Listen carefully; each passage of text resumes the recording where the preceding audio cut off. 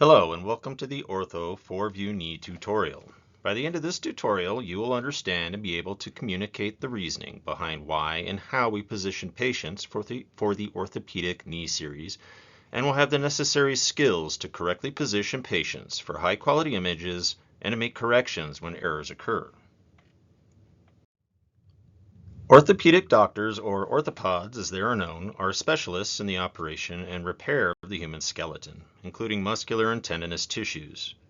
The knees take a beating over the course of one's life, either through direct trauma, the inevitable degradation of arthritis, or genetic conditions. That makes them one of the most often imaged parts of the body, and is the reason why we as techs need to know how to produce high-quality images, why we image them in the positions that are requested, and how to accommodate the patient that can't perform them. The standard 4-view knee series includes the AP, lateral, merchant, or sunrise, and the PA tunnel view. Try to perform the first 3 views standing whenever possible. The standing AP view allows the doctor to evaluate joint spaces and varus or valgus angulation. Alternatives would be the supine AP. The standing lateral shows anterior or posterior subluxation and can help identify joint diffusions, the alternative being a cross-table lateral. The standing PA tunnel view is useful in evaluating joint space loss due to arthritis, especially in the medial femoral condyle. The alternative to this view is a supine or prone PA. The sitting merchant view allows evaluation of the patellofemoral joint space and alignment. This is superior to the sunrise view, as the required flexion angle for that view can disguise alignment problems.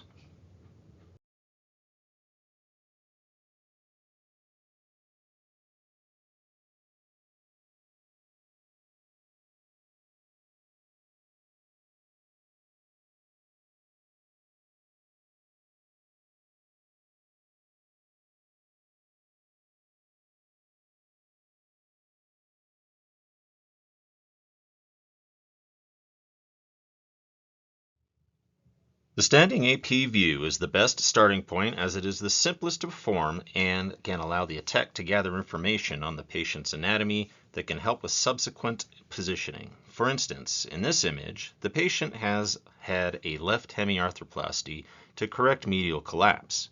This will slightly alter the varus or vagus angles and may require an alteration to the left lateral position. First, have the patient stand with the back of both legs placed against the upright buckyboard. The patient's legs should be no more than 6 inches apart, with the feet parallel to each other. Center the beam 2 inches superior to the tibial tuberosity. Exposure technique is approximately 65 kVp at 6.3 mass for the average patient. Alternate views: if the patient can't bear weight, even with assistance, you may image the knee with them supine on the table.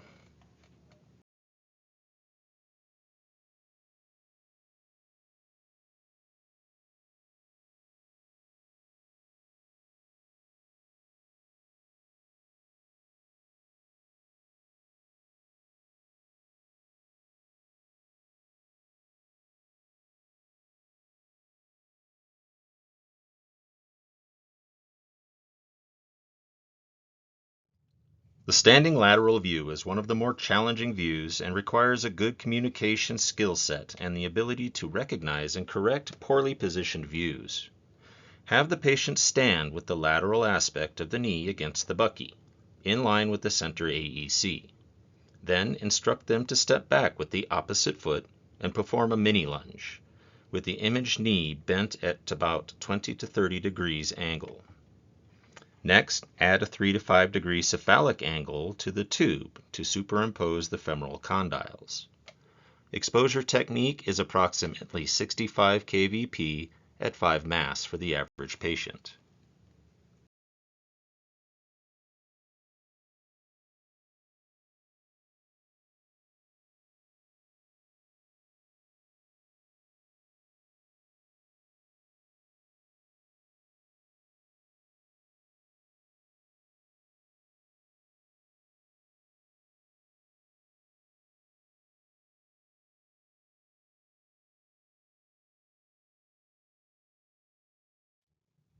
For the patient that cannot bear weight, the supine cross-table lateral view is an acceptable substitute that will show fractures, dislocations, and effusions just as well as the upright lateral position.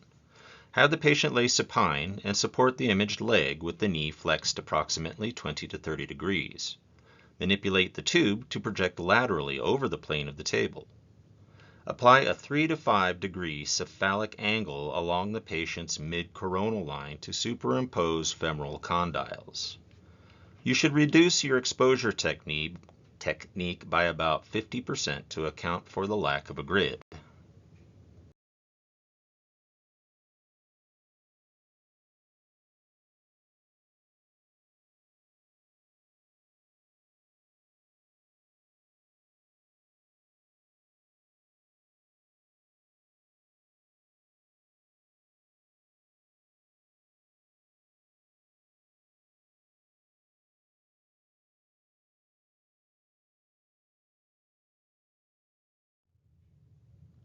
Although this position is not particularly difficult for the tech, it can be stressful for a patient with knee pain due to the need for a significant amount of weighted flexion. For this reason, it's important to have the tube and bucky in place and aligned before asking the patient to squat into position. Have the patient stand facing the bucky with the feet approximately 4 to 6 inches apart. Apply a 10 to 15 degree caudal angle to the tube. Center the ray to the knee joint space. Ensure that all parts are aligned. Then instruct the patient to squat down until there is at least 30 degrees of flexion or until the patient refuses to go any further. Use the same exposure factors for the AP standing view. Watch the video to see correct positioning.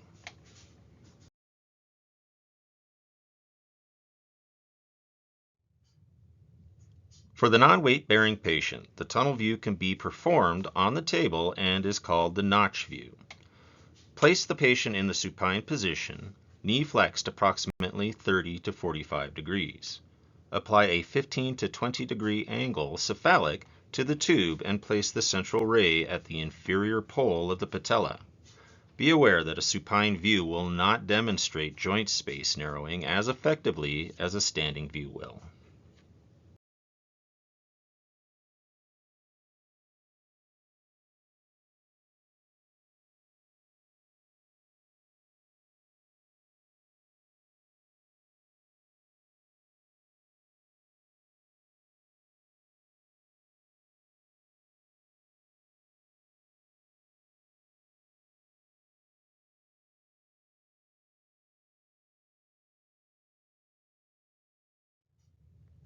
The seated merchant view displays the relationship between the patella and the femur and allows the doctor to evaluate injury, alignment, arthritis, or malformation. It has the advantage of being easier and safer for the patient than other versions of the view. Have the patient sit in a non-rolling chair such that they can place their feet flat on the floor.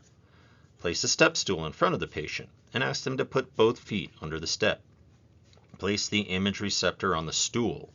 Have the patient extend their legs until the angle of the femur and tibia is approximately 100 degrees.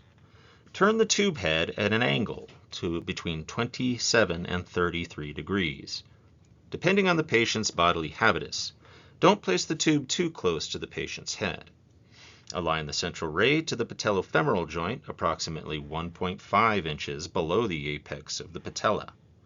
Due to the increased SID, the technique runs high for this view, usually 70 kVp at around 6.3 mass for the average patient. The sunrise view can be performed on a patient who cannot be imaged properly when seated. This is an unusual situation, but a very large abdomen can get in the way of the beam. There is a chance that the patellofemoral alignment can be affected in this position due to overflexion of the knee or stress placed on the rectus femoris muscle from holding the leg in position. This can be minimized by supporting the leg with padding.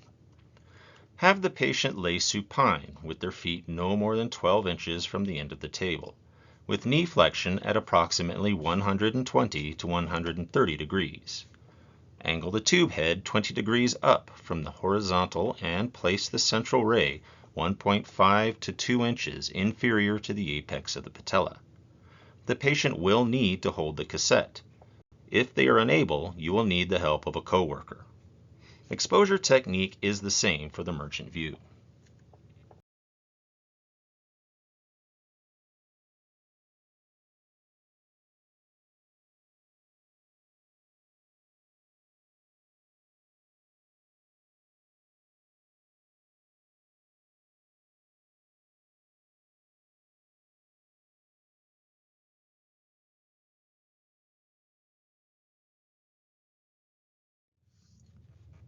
The most commonly mispositioned view in this series is the lateral view.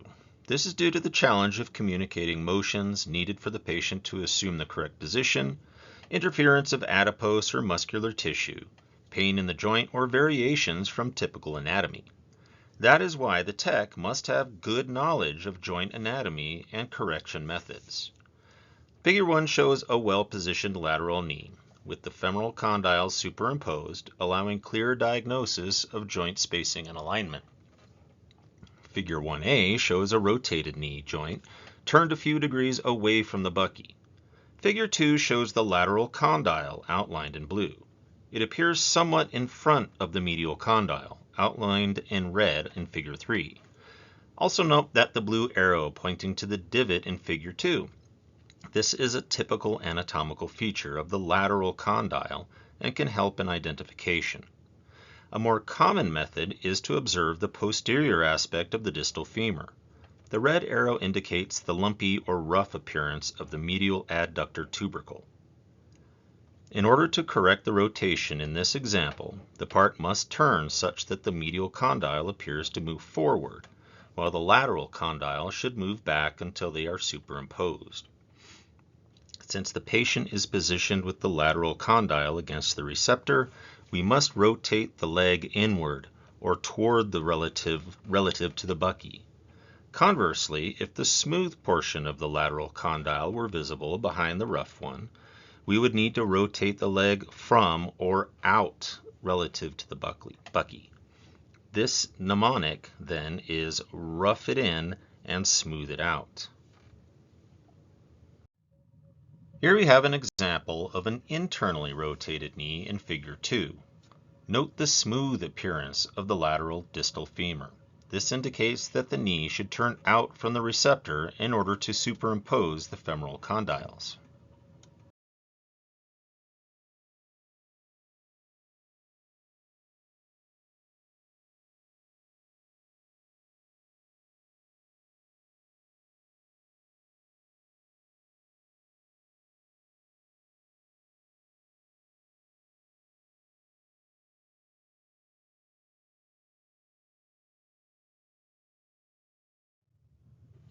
To show what you've learned and also to practice what you've learned, we're going to have a practice activity where you role play the role of two techs working with one patient in order to get good views of the 4-view ortho knee series.